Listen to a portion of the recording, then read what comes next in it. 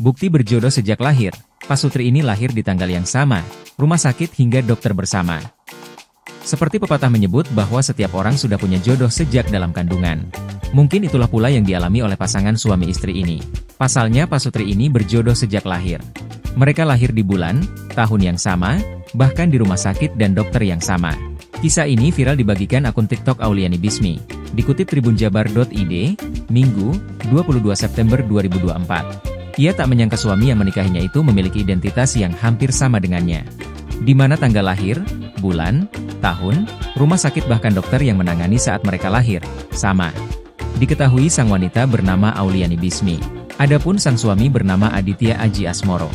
Lahir di tanggal, bulan, tahun hingga rumah sakit yang sama, ternyata mereka juga bersekolah di tempat yang sama. Menariknya mereka mulai menjalin hubungan asmara saat satu sekolah di SMA pada 2012.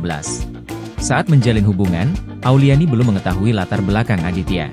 Setelah menjalin hubungan di SMA, mereka punya kesibukan masing-masing. Meski begitu mereka masih menjalin hubungan baik. Auliani memperlihatkan foto pada tahun 2020, ketika Aditya menyelesaikan sidang skripsi. Ia hadir dan berfoto bersama Aditya memberikan dukungan. Selang 2 tahun kemudian, Auliani dan Aditya melakukan lamaran. Lalu, pada 2023 giliran Auliani yang menyelesaikan pendidikan S1-nya. Pada tahun yang sama akhirnya mereka menikah.